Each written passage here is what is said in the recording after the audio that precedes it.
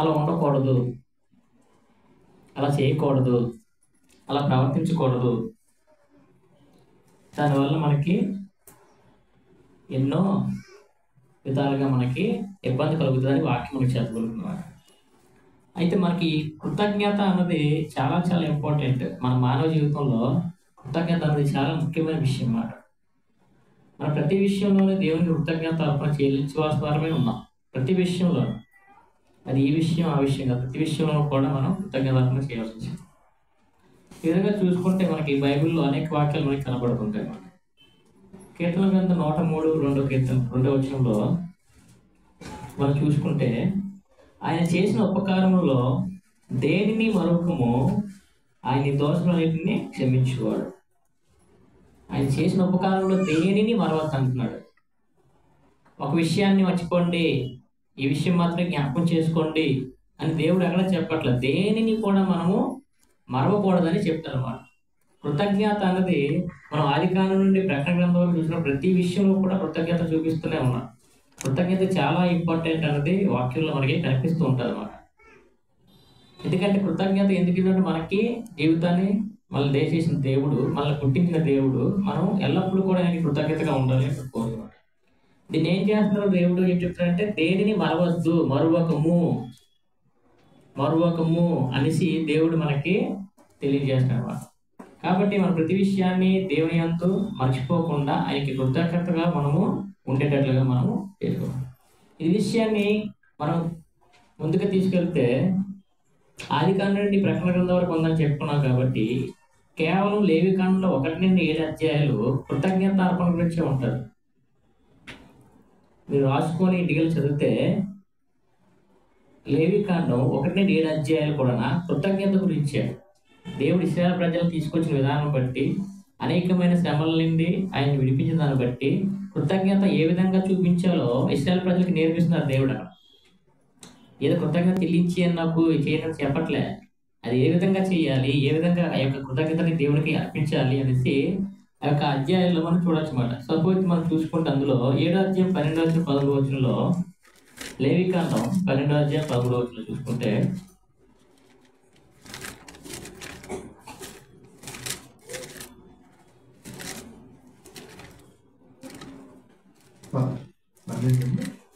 ఏడో అధ్యాయము 12వ వచనం,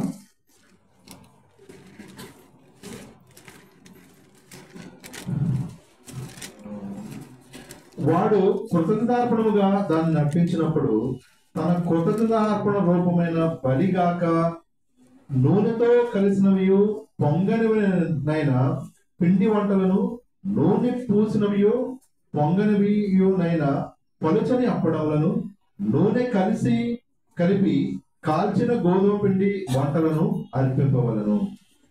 అటువంటి కృతజ్ఞత అర్పణ ఏ విధంగా అర్పించాలో దేవుడు చాలా వివరంగా చెప్తున్నాడు. అంటే కొత్తగా వంటగా నేర్చుకునే వ్యక్తులకి నేర్పిస్తుంటారు కదా, వంట తెలిసిన వ్యక్తులు. ఒకవేళ సపోజ్ అత్తారింటికి ఒక వంట తెలియని కోడపిల్ల వస్తే ఎలాగైతే నేర్పిస్తారో అట్టి విధంగా చాలా వివరంగా చెప్తున్నారు అన్నమాట. అక్కడ కృతజ్ఞత రూపమైన బలి ఏ విధంగా చెయ్యాలి అనేసి అతను చాలా నీట్గా ప్రతిదీ కూడా అక్కడ వివరిస్తున్నారు. ప్రతి పదార్థానికి చూపిస్తున్నారు. నూనె పూసినవి, పొంగనవి, పలచని అప్పడములు, ఇవన్నీ కూడా చాలా అక్కడ చెప్తున్నారు. 13వ వచనంలో కూడా ఆ పిండి వంటలే కాక సమాధాన బలి రూపమైన కృతజ్ఞతా బలి ద్రవ్యంలో పులిసిన రొట్టెను అర్పణగా అర్పింపబడదు. అంటే ఏది అర్పించాలి, ఏది అర్పించకూడదు, ఏ పదార్థాన్ని దేవుడికి ఇవ్వాలి, ఏ పదార్థం దేవుడికి ఇవ్వాలి, ఇక్కడ ఇశ్రాయేలు ప్రజలకి దేవుడు చక్కగా చెప్తున్నాడు. ప్రతిదీ కూడా పోసగుచ్చినట్లు చెప్తున్నాడు అన్నమాట.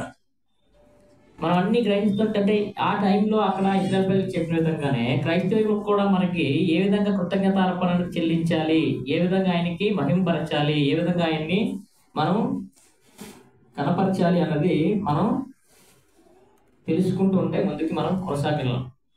ప్రతి విషయంలోనే దేన్ని మరవకుండా కృతజ్ఞత అర్పణలు మనకి దేవుడు తెలియజేయమన్నమాట. అదేవిధంగా నిర్గమాకాండం 4వ అధ్యాయం 10వ వచనంలో మనం చూస్తే అక్కడ నిర్గమాకాండం 4వ అధ్యాయం, అప్పుడు మోషే, ప్రభువా, ఎంతకు మునుపైనను నీవు నీ దాసునితో మాట్లాడినప్పటి నుండి అయినను నేను మాట నేర్పని కాను, నేను నోటి మాంద్యము నాలుక మాంద్యం గలవానని యెహోవా చెప్పగా. మోషేని అక్కడ మనం చూస్తున్నాం ఏంటంటే దేవుడు నువ్వు వెళ్ళి ఫరోతో మాట్లాడి నాకు ఆ ప్రజలను విడిపించుకొని రమ్మని మోసే చెప్తే మోసే ఏంటంటే నేను నోటి మాంద్యము లేనివాడును. అక్కడ మోసే ఏం చేస్తాడంటే మర్చిపోయాడు. అక్కడ అసలు పుట్టించిన వాళ్ళు ఎవరు? నడిపించే వాళ్ళు ఎవరు? నీకు మాట ఇచ్చే వాళ్ళు ఎవరు? దేవుడే కదా. అలాంటి దేవుడితోనే చెప్తున్నాడు నాకు నోటి మాంద్యము లేదు, నేను మాట్లాడలేను అనేసి మర్చిపోయి మాట్లాడుతున్నాడు. అసలు నాకు పుట్టించిన దేవుడు, నాకు మాటలు ఇచ్చిన దేవుడు, నాకు నోరిచ్చిన దేవుడు, దేవుడే వెళ్ళి మాట్లాడమంటుంటే మోసే ఏం చెప్పినాడంటే నాకు నోటి మాంద్యం లేదు, నేను మాట్లాడలేననేసి వెనక్కి వెళ్తాడు. అంటే ఈ రోజుల్లో మనం గమనిస్తుంటే చాలా మంది క్రైస్తవుల గురించి కూడా చాలా చాలా విషయాల్ని మర్చిపోతున్నారు అన్నమాట. ప్రార్థన చేసే విషయాలు మర్చిపోతున్నారు, దేవుని మహింపరిచే విషయాలు మర్చిపోతున్నారు, ఒక ప్రార్థన చేయలేకపోతున్నాం, పాట పాడలేకపోతున్నాం, ఇవన్నీ కూడా మర్చిపోతాం. అంటే మరవాల్సినవి మర్చిపోతున్నాం, ఏవైతే చేయాలో అవి మనము మర్చిపోయి ముందుకు వెళ్తున్నాం అన్నమాట. అంటే ఏం మర్చిపోకూడదు, ప్రతిదీ దేనిని కూడా మరవద్దని దేవుడు చెప్తున్నాడు.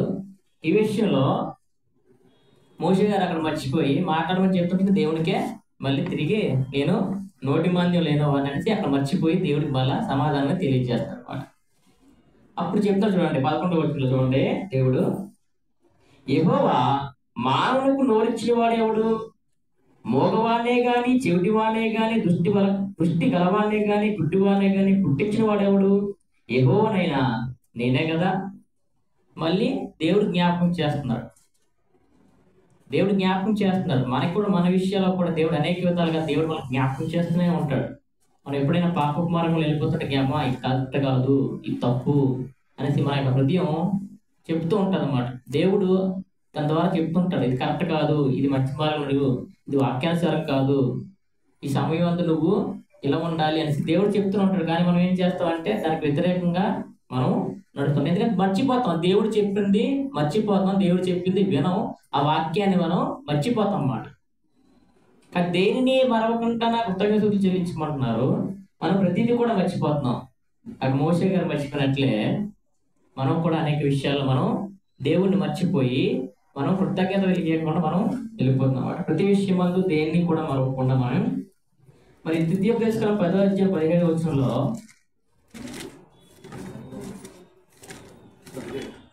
10వ అధ్యాయం 17వ వచనం,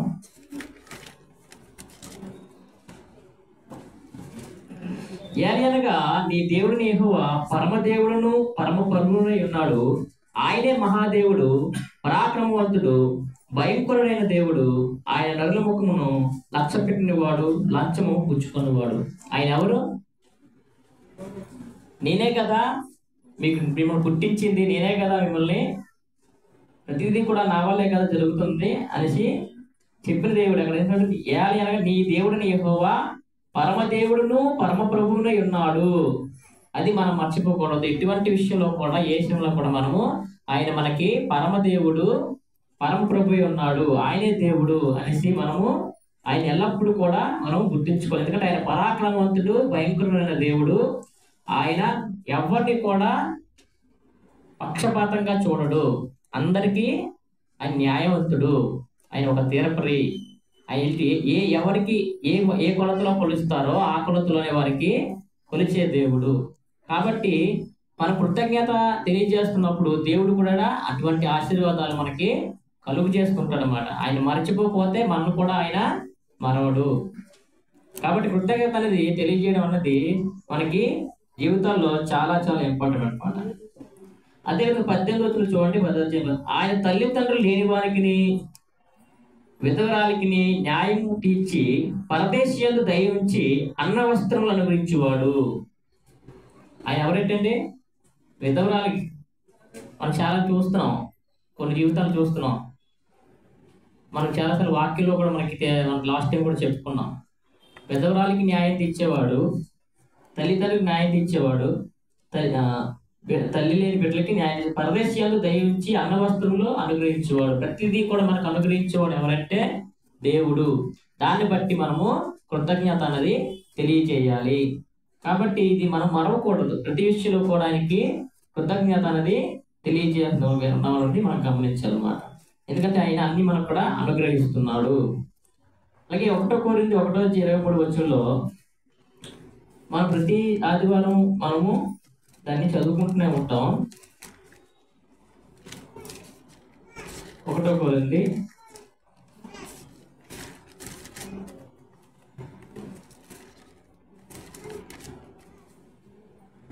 1:23 చూడండి. అయితే మేము సిలువ వేయబడిన క్రీస్తును ప్రకటించుచున్నాము. మరి కృతజ్ఞత తెలియజేస్తూ ఎవరిని ప్రకటిస్తున్నాం? మనం క్రీస్తుని ప్రకటిస్తున్నమాట.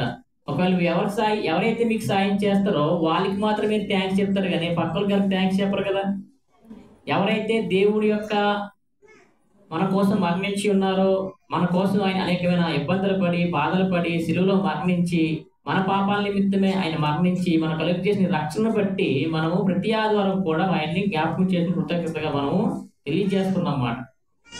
క్రీస్తుని మనము ఎవరన్నా చూడండి కదా, కరెక్ట్ చదవండి. అయితే మేము సిలువ వేయబడిన క్రీస్తును ప్రకటించిన సిలువ వేయబడిన క్రీస్తుని ఎందుకు ప్రత్యేకంగా రాయబడింది? ఎందుకంటే ఆయన మన కోసం సిలువలో మరణించి ఉన్నారు, ఆయన మన కోసం రక్తాన్ని కార్చి ఉన్నారు, మనం చేసిన పాపాల నిమిత్తమే ఆయన మన కోసం భూమి మీదకు వచ్చి ఆయన మరణించి మన కోసమే ఆయన సిలువలో మరణించి ఉన్నారు. అటువంటి ఆయన్ని, ఆ దేవుణ్ణి మనము కృతజ్ఞతాపూర్వకంగా మనము ఎల్లప్పుడూ కూడా మనము ప్రకటిస్తూనే మనం ఉండాలన్నమాట. అది దేవుని యొక్క మనకు ఇచ్చిన బాధ్యత. క్రీస్తు సిలువ వైపున క్రీస్తుని మనము ప్రకటించున్నాం. అది మనం జ్ఞాపకం చేసుకొని ప్రతి ఆదివారం కృతజ్ఞతాపూర్వకంగా మనం ఆదివారం ఆరాధనకి రావాలి.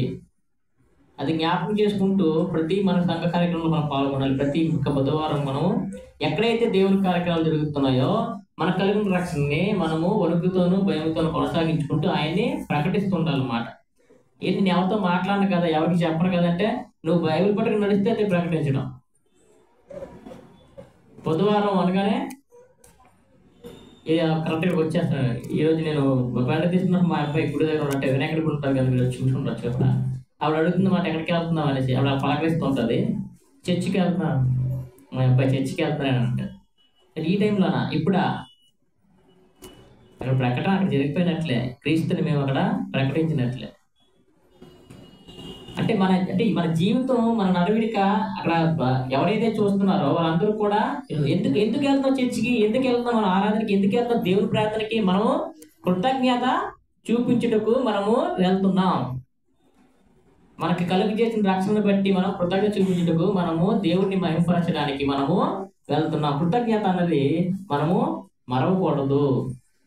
దేవుడి ప్రతి విషయంలో దేనిని కూడా మనము మరవకూడదు అనే అంశాన్ని మనం జ్ఞాపకం చేసుకుంటున్నాం. అలాగే 2 కొరింథీ 1:8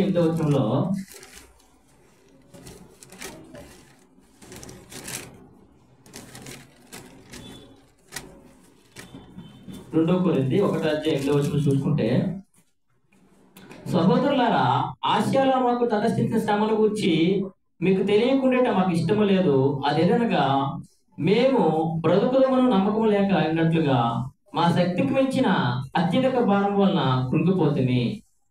అక్కడ ఏం జరుగుతుందండి? శక్తికి మించి భారం వల్ల కృంగిపోయారట.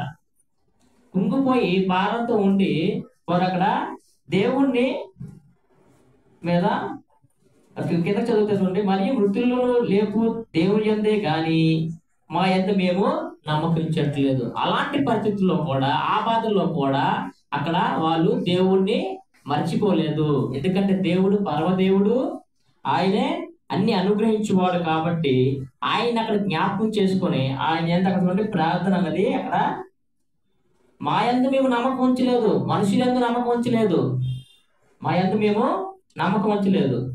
ఎవరి మీద నమ్మకం ఉంచారట? దేవుని అదే నమ్మకం ఉంచారు అనేసి అక్కడ బ్రతుకుతామో నమ్మకము లేక ఉన్నట్లుగా మా శక్తికి మించిన అత్యధిక భారం వలన ఎవరి బరువు ఎంత పోయగలరో అంతే పోయగలరు, ఎంతవరకు ఈదగలరో అంతవరకు నీటిలో ఎదగలరు. వాళ్ళకి శక్తి కృంగిపోయారట. మరి వృత్తుల్లో లేపు దేవుని అందే గాని మా యందు మేము నమ్మక ఉంచుకోవట్లేదు, మరణం నిశ్చయముగా మా మట్టుకు మాకే కలిగిను. ఆయన అట్టి గొప్ప మరణం నుండి మమ్మల్ని తప్పించును, ఇక ముందుకును తప్పించును. మరి మా కొరకు ప్రార్థన చేయటం వలన మీరు కూడా సహాయం చేయుచుండగా ఆయన ముందుకు మమ్మల్ని తప్పించునని ఆయన ఎంతో నిరీక్షణగా ఉన్నాము. ప్రతి విషయంలో, ఒక సంతోషంలో కానీ, ఒక బాధలో కానీ, ఏ ఇబ్బందుల్లో కానీ, ప్రతి విషయంలో కూడా మనం దేవుణ్ణి మరవకూడదు. ప్రార్థనతో మనము ఆయన్ని జ్ఞాపకం చేసుకోవాలి. ఒక చిన్న స్టోరీ చెప్తాను. ఒక శాస్త్రి ఏం చేస్తాడంటే ఒక పడవ ఎక్కుతాడు అనమాట. ఒక జ్ఞాని కొంత దూరం వెళ్ళాక అతను అడుగుతాడు ఆ అబ్బాయిని, పడవ నడిపే అబ్బాయిని, అమ్మ నీకు ఖగోళ శాస్త్రం తెలుసా అని అడుగుతాడు. అయ్యా తెలిస్తే నేను ఇక్కడ ఎందుకు ఉంటానండి, పడవ నేను ఎక్కడో ఏదో టీచర్ ఏదో చేస్తాను కదా, ప్రొఫెషన్ అయిపోతుంది కదా అంటే, నీ జీవితం 20% వేస్ట్. కొంత దూరం వెళ్తే దానికి గణిత శాస్త్రం తెలుసా అన్నాడు. అయ్యా మీరు నాకు ఇబ్బంది పడే క్వశ్చన్లు అడుగుతున్నారు, మీరు ఇది కరెక్ట్ కాదు. అది కూడా ఉంటే నేను ఇక్కడ ఎందుకు ఉంటానండి, మీరు ఏదో అడగాలని చేయాలని నన్ను కించపరచాలని చూస్తున్నారు, మీరు ఇది కరెక్ట్ కాదండి. నాకు ఆ గణిత శాస్త్రం కూడా నీ జీవితం 50% వేస్ట్. అమ్మ నీకు రసాయన శాస్త్రం తెలుసు అని అడిగాడు కొంతమంది. మీరు ఏదో అడుగుతారండి, నేనైతే 0, నాకు అర్థాలు కూడా రావండి, మీరు ఏదో అడుగుతున్నారంటే మీలాంటి ఎందుకు బతుకుతారయ్యా, నీ జీవితం 70% వేస్ట్ అని కించపరుస్తూ మాట్లాడుతుంటే కొంత దూరం లేదు వాతావరణం అనేది అక్కడ తారుమారైపోయి ఆ పడవ బోల్తా పడడానికి దగ్గర ఉన్నప్పుడు ఆ కుర్రోడు అడుగుతున్నమాట, అయ్యా నీకు ఈత శాస్త్రం తెలుసా అని చెప్పి. ఈత శాస్త్రం తెలుసు అని అడిగాడట. నాకు ఎన్నో శాస్త్రాలు తెలుసు కానీ ఈత శాస్త్రం నాకు తెలియదు అంటే, అయితే నాకు ఈత శాస్త్రం తెలుసు కాబట్టి నేను ఈత కొట్టుకుని ఒడ్డుకి వెళ్ళిపోతాను, మీరు ఇన్ని శాస్త్రాలు తెలుసుకున్నారు కదా, ఏదో శాస్త్రాన్ని పిలిచి మీరు బతికించుకోండి అనగానే అక్కడ ఏంటైంది 100%. కొంతమంది ఏంటనుకుంటారంటే ప్రతి విషయం నాకే తెలుసు, నేనే చెప్పాలి, నాకే తెలుసు, నేను చెప్పిందే కరెక్ట్ అనుకుంటారు. కానీ దేవుడు ఏంటంటున్నాడు, దేనిని మరొక దేవుడిని జ్ఞాపకం చేసుకోమంటున్నారు. కానీ కొంతమంది తన జ్ఞానం మీద ఆధారపడిపోయి తన యొక్క సొంత ఆలోచనలతో ఆధారపడిపోయి ముందుకు వెళ్ళిపోతుంటారు అనమాట, నాకు తెలుసు అనేసి. దేవుడు దేన్ని మరవద్దు అంటాడు అంటే, నీకు జ్ఞానం ఇచ్చిన వాడు ఎవడు? దేవుడు. నీకు ఏదైనా సమస్య వచ్చినప్పుడు నీకు ఆ సమస్య కానీ ఆ శోధన కానీ ఇచ్చేవారు ఎవరైనా ఉండాలి. యోబు గారు మంచి మాట అంటారు, ఇచ్చింది దేవుడే, తీసుకెళ్ళింది దేవుడే, నాదంతా ఏది లేదు. ఆ జ్ఞానం ఉండాలి. కానీ మనకి ప్రతి విషయంలోనే నేను తెలివైన వాడిని, నేను మాత్రమే చెప్పగలను, నేను మాత్రమే చేయగలను, నేను ఇదేం చేస్తే మంచిది అని మన జ్ఞానం అనుకుంటారు. మనం చదువుకున్నట్లు ఆయన మరణానికి వెళ్ళిపోయే ముందు కూడా దేవుడిని వారు జ్ఞాపకం చేసుకున్నారు అనమాట. మరణానికి వెళ్ళిపోతున్నాం, మేము మరణించే స్థితిలో ఉన్నాం, కానీ దేవుడిని జ్ఞాపకం చేసుకున్నాం. వారు ఎవరి మీద ఆధారపడతారు, ఎవరి బలం మీద ఆధారపడుతున్నారు. కాబట్టి ఎప్పుడు కూడా దేవుడిని కృతజ్ఞత పూర్వకంగా మనము దేవుణ్ణి ఆరాధించడానికి ఆ కృతజ్ఞత మనం చూపించుకోగలమన్నమాట. బ్రతుకుతమో లేమో కూడా లేవు, కానీ మేము ఎవరి మీద ఆధారపడ్డామంటే దేవుని మీద ఆధారపడ్డాం. ఎందుకంటే ఆయనే సృష్టించాడు. ఆ కృతజ్ఞత దేవునికి ప్రార్థన ద్వారా వారు తెలియజేయడానికి. మా మట్టుకైతే మేము చనిపోయేవారేమనేసి అక్కడ 2 కొరింథీ 1:9 మనం చూసుకుంటే చూడండి, అక్కడ మా యందు మేమే నమ్మకించుకున్నట్లు మరణం ఇచ్చినట్టు మా మట్టుకు మాకే కలిగి ఉండడు, మా మట్టుకు మేమే చచ్చిపోదాం అనేసుకున్నాం. కానీ కాపాడువాడు ఎవరు? దేవుడు అనేసి వారు అక్కడ జ్ఞాపకం చేసుకున్నారు అన్నమాట. దాన్ని మరవట్లేదు, ఎందుకంటే దేవుడే వారిని సృష్టించాడనేసి వారిని మరవట్లేదు అన్నమాట. 10వ వచనంలో చూసుకుంటే అది దేని వల్ల కలిగింది?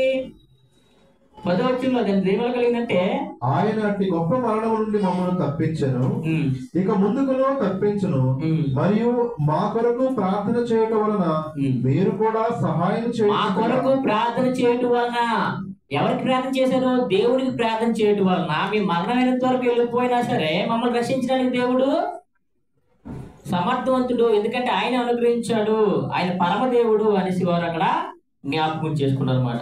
అదే 11వ వచనంలో చూసుకుంటే, అందువలన అనేకుల ప్రార్థన ద్వారా మాకు కలిగిన కృపావరమ కొరకు అనేకుల చేత మా విషయమై కృతజ్ఞతాస్తుతులు చెల్లింపబడును. వీరి కోసం ప్రార్థన చేసిన ప్రతి ఒక్కరికి కూడా ఎవరు చెప్తారు? మళ్ళా దేవునికే మళ్ళీ కృతజ్ఞత అర్పణ అన్నది ఏర్పడింది. వల్ల వీళ్ళందరూ కూడా ప్రార్థన చేశారు వారి కోసం. వీళ్ళు ప్రార్థన చేస్తూ వాళ్ళందరి కోసం ప్రార్థన చేస్తూ వీరు దేవుని మీద ఆధారపడి మా మట్టుకైతే మేము చచ్చిపోయే వారమే ఉండేవాళ్ళం, కానీ దేవుడు పరమదేవుడు అనుగ్రహించే దేవుడు మమ్మల్ని కాపాడతాడనేసి వాళ్ళు ఇక్కడ నమ్మకం ఉంచి దేవుడిని మరవలేదు. వాళ్ళు దేవుని మరవకుండా వారు ప్రార్థన ద్వారా కృతజ్ఞతల ద్వారా వారు చేశారు అన్నమాట. ఇప్పుడు నాకు ఒక ఫస్ట్ పార్ట్ చెప్పుకున్నాం, కృతజ్ఞత ఎలా తెలియజేయాలి ఏంటి అనేసి. ఈరోజు బర్త్డే కదా, మరి బర్త్డే పిల్లలకి ఏ విధంగా మనం చెప్పుకోవాలి, బిడ్డల్ని మనం ఏ విధంగా మనం పెంచుకోవాలి? 2వ రాజు గ్రంథం 5:1 వచనంలో,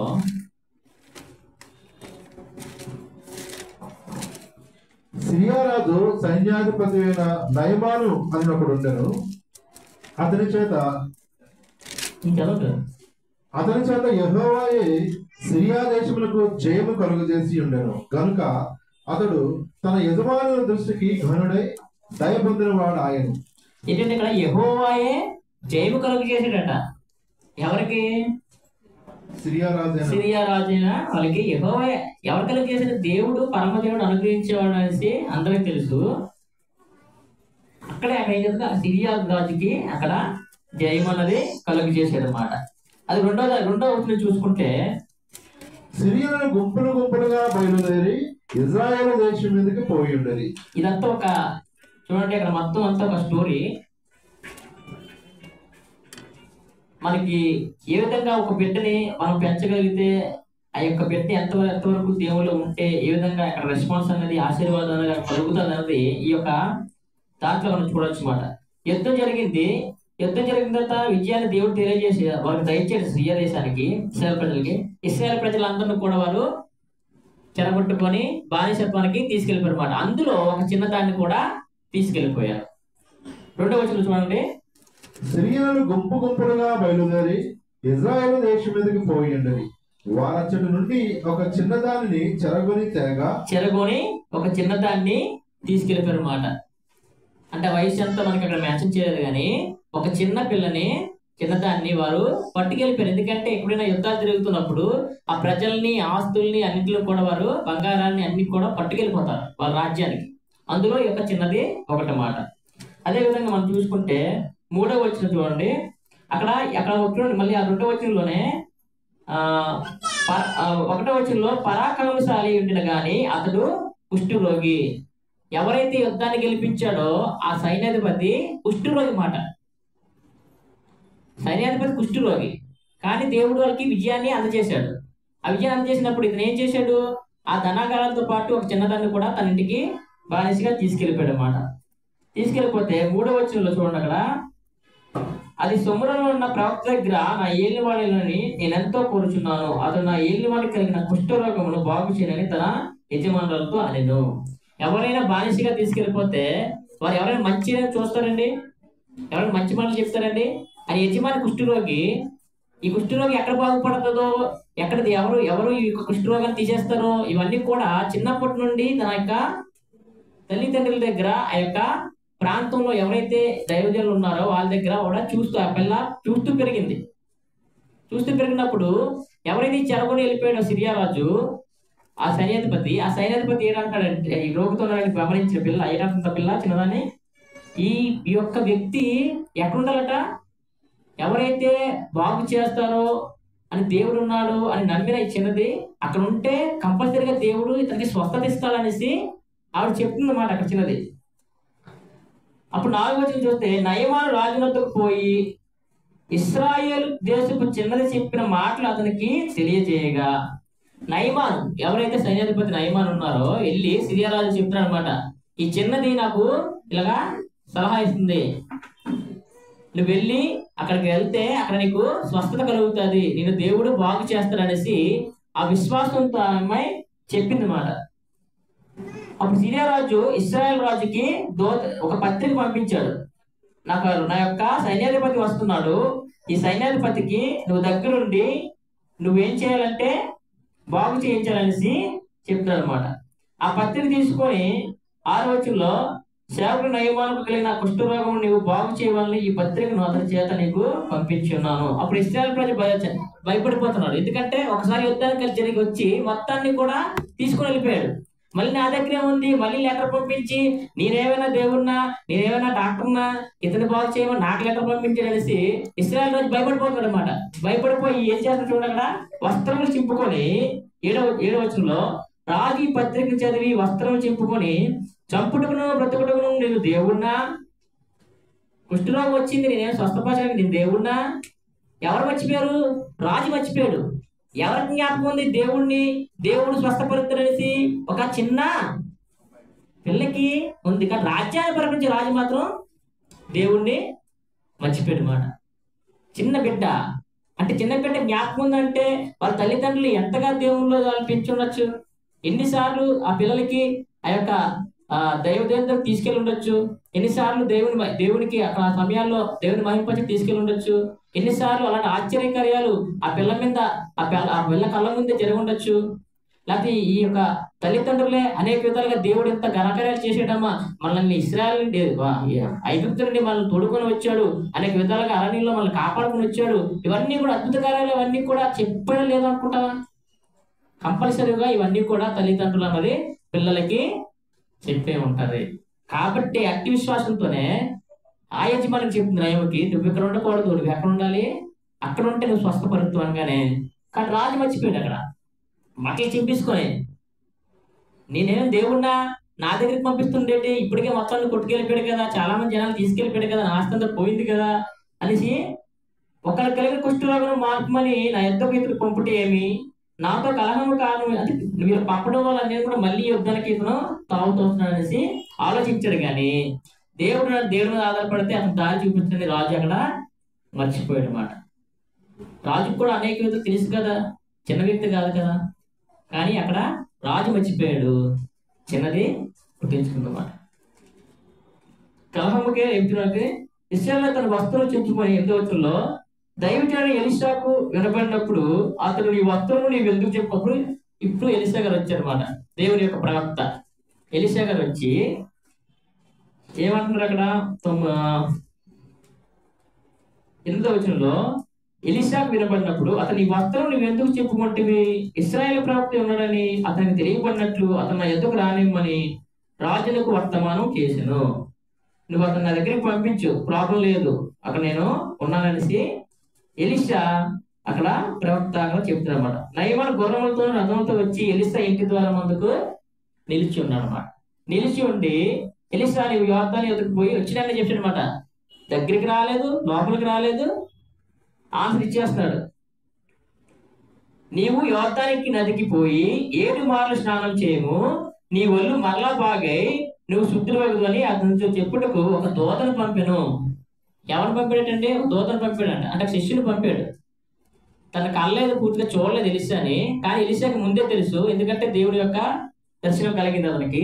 ఆయన చెప్తాడు అన్నమాట, నువ్వు వెళ్ళి యోర్దాను నదిలో 7 సార్లు మునుగు. ఈయన రథాలతో ఆటలతో ఆల్రెడీ యుద్ధాన్ని గెలిచి ఉన్నాడు.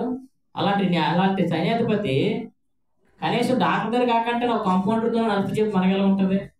ఒక హాస్పిటల్కి వెళ్ళాం, డాక్టర్ కాలం లేదు, ఒక నర్సు ఒక కంపౌండర్ వచ్చి వీళ్ళు వాడిసుకో మళ్ళీ చేసుకుంటే మనకి సాటిస్ఫై అవుతుందా? అవుతుంది, మనం డాక్టర్నే కలుగుతామని అంటారు.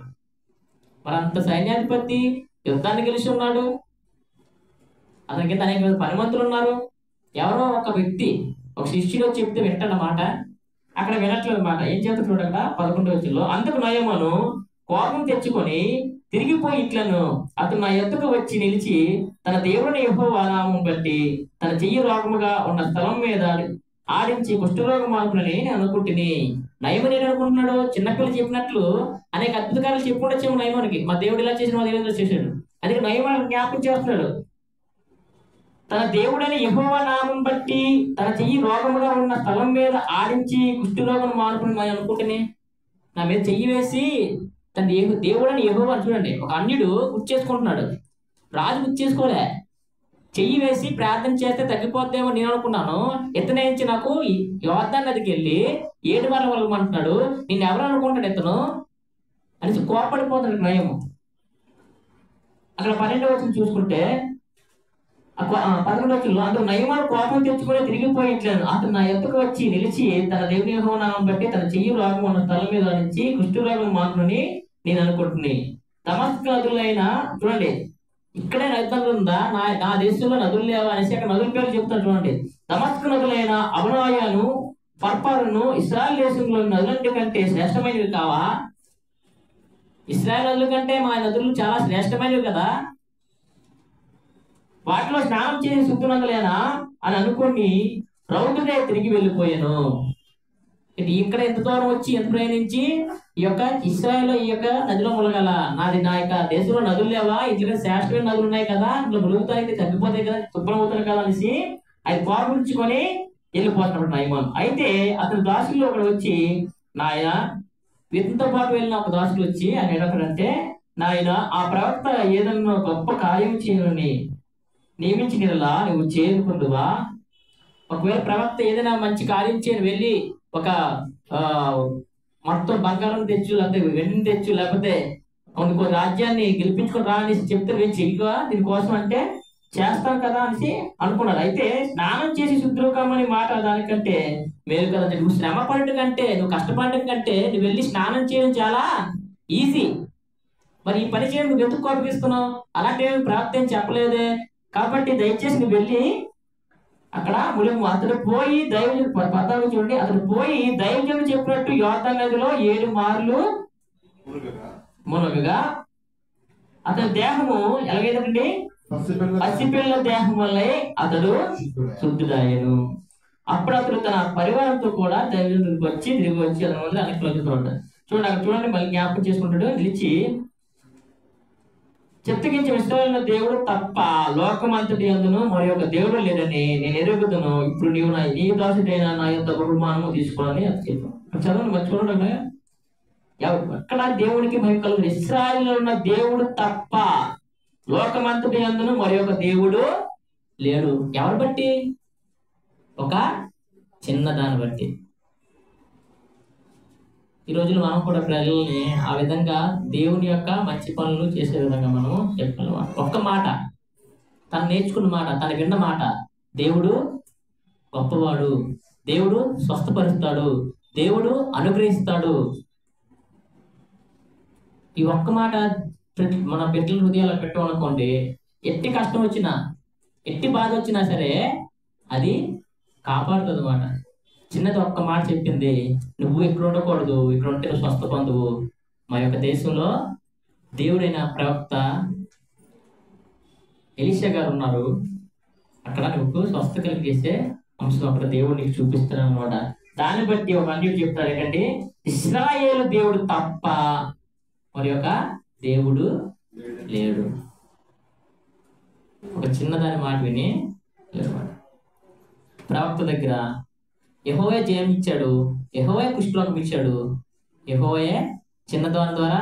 అంటే నువ్వేదో యుద్ధాన్ని గెలుస్తావు కదా, రాజ్యాన్ని గెలుస్తావు కదా, నువ్వేదో గొప్పవాడు కాదు. ఆ గర్వం ఎక్కడ ఉండకూడదని ఎక్కడ చూపించాడు? కుష్ఠరోగం ఇచ్చాడు అన్నమాట. నువ్వేదో అనుకుంటా నీ బలం బట్టి కానీ, నీ ధనం బట్టి కానీ, నీ యొక్క శక్తిని బట్టి కానీ, నీ యొక్క రాజ్యం బట్టి కానీ, సైన్యం బట్టి కానీ నువ్వు అనుకుంటున్నావేమో. దేవుడు తప్ప, ఇశ్రాయేలు దేవుడు తప్ప. ప్రవక్త దగ్గరికి వచ్చాడు, చిన్నది చెప్పిన మాటని మర్చిపోయాడు. వాళ్ళకి ఉంటే స్వస్థపరితం చిన్నది చెప్పింది కానీ మర్చిపోయాడట. అయ్యం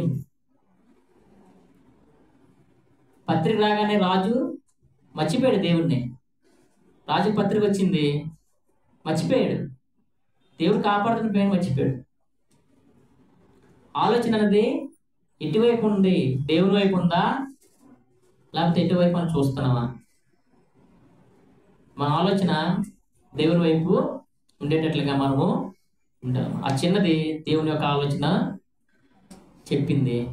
ఆలోచన ద్వారా అక్కడ ఎలీషా గారు కూడా చెప్పారు, ఇశ్రాయేల్ దేవుడు ఉన్నాడు, నువ్వెందుకు బట్టలు చింపుకుంటున్నావు?